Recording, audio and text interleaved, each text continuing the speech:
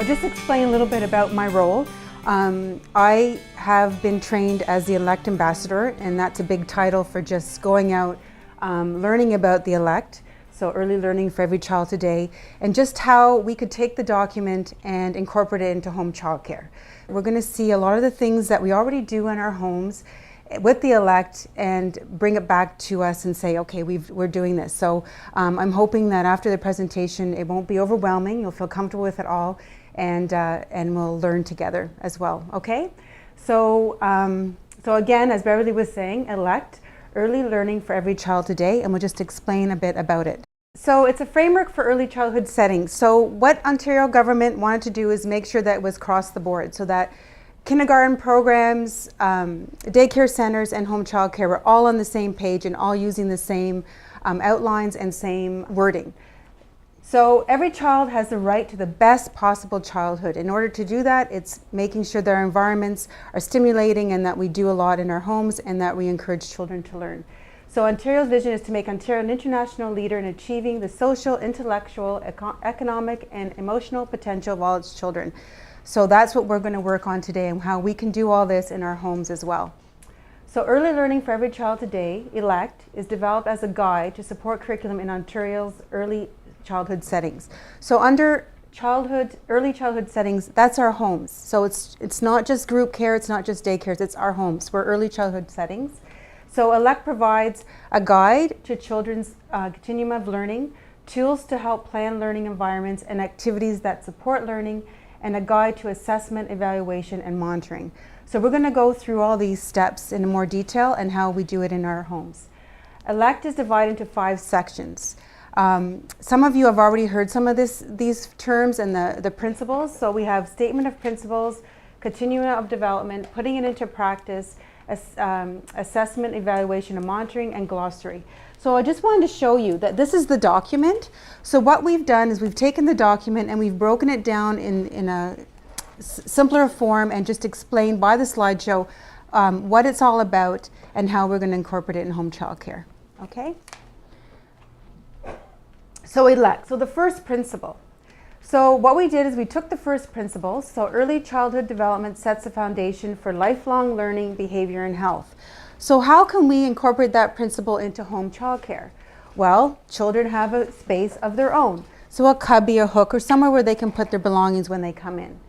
Build a bond and trust with families and children in care. In home childcare, we have a real great advantage of doing that because we have a smaller group. We do intro visits. We do slow integration for the children when they come into care. So you get to know the families, you get to know the children. Provide flexibility when possible to support the schedules of the children and families. Most of us, we do have schedules, we do have times that we start and finish, but we're a little bit more flexible than other agencies or other daycares or schools, so we can accommodate that with families. Learn from multi-age grouping.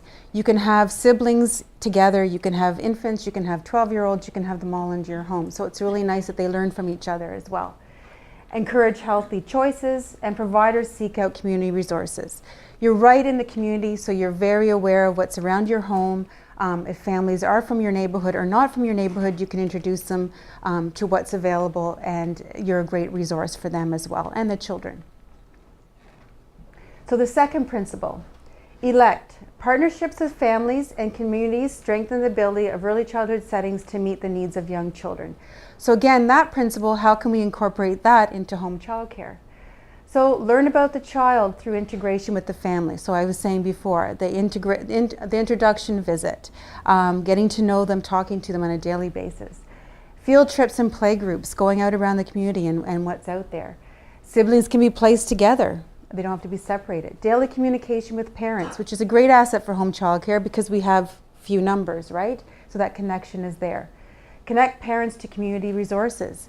You're a great resource to families, especially new immigrants or families that have moved into the community. And then share the progress of the child with the family. That's really important, and that we'll come back to that when we do monitoring and assessment. The third principle. So early learning thrives when respect for diversity, equity, and inclusion are practiced. So how do we incorporate that principle into home childcare? Build a relationship with families. And you'll see that coming up a lot about relationships with families because it's very important that we have that relationship. Respect each child as unique individuals, flexibility with hours of care to meet the needs of the families, a menu planning to reflect cultural diversity, and child learns at his or her own pace and embrace cultural differences. So doing all that in our homes will support the principle. Fourth principle, a planned curriculum including play supports early learning. So creative ways to teach children. So by the end of the day today, you will have many creative ways of how to incorporate and play and how to teach children. Observing children, learning where the children are at developmentally and how you can improve on that, or if they're not reaching a milestone or a root skill, how you can encourage them to learn that skill. Meeting the needs of the child and the family, program plan posted, menu plan posted, including children in the daily planning. And we can do that. If you ask the children what they're interested in, and we know in home childcare, any child, if you have an activity that the child is interested in, they're going to participate. You're not going to have the behaviors, they're going to be engaged. If you just put stuff out, the same thing every day, they're going to get bored, you're going to get behaviors. It's not going to meet the needs and not going to be challenging for the children in care. The fifth principle, elect, play as a means to early learning. We know this, that children learn through play. So how can we incorporate this in home childcare? Offer a variety of different types of play, observe and document children's play, rotate toys, attend play groups and go out to the community, allow time for exploration. The great advantage about home childcare is we do have schedules, but we're a little bit more flexible. So if a child is playing with something in the morning and they're not ready to give it up, they're building with blocks and you're supposed to go outside to play. If you don't go out at 10 o'clock, but you might go out at 10:15 or 10:30, we have that flexibility and we should really take advantage of that. Not so in other more structured like daycare or school that they have to be out at a certain time. So if you see the children outside and they're really engaged in activity and it's lunchtime, well, maybe you can postpone lunch a little bit longer and let them have that opportunity to explore and take advantage of those opportunities. And then continue it after, but we have that flexibility and that's a nice advantage. It's a real selling feature too for home childcare because we're not, parents will ask, do they have a schedule? Yes, they have a schedule, but we're also flexible with that schedule that if children, need a nap or they're eating a little bit longer or they want to play with something a little bit longer, we can incorporate that in home childcare. Not so in other situations. And then sixth principle is knowledgeable and responsive early child practitioners are essential to early childhood settings. So early childhood practitioners, that's you. That's everyone that works with children in the field. So we're very important to the children and teaching them all the skills that they need to know for us to grow up and be healthy and knowledgeable adults. So know children's strengths, interests, and abilities.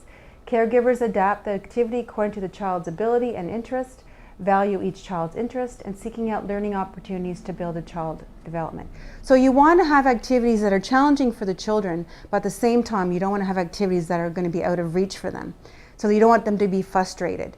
So it's very important, especially with the multi-age grouping in our homes, that we have things for younger as infant and also to engage children that, as old as 8, 9, 10, sometimes 12 in our homes.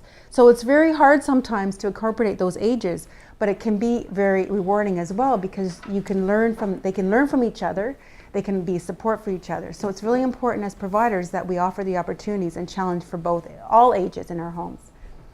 So those are the principles.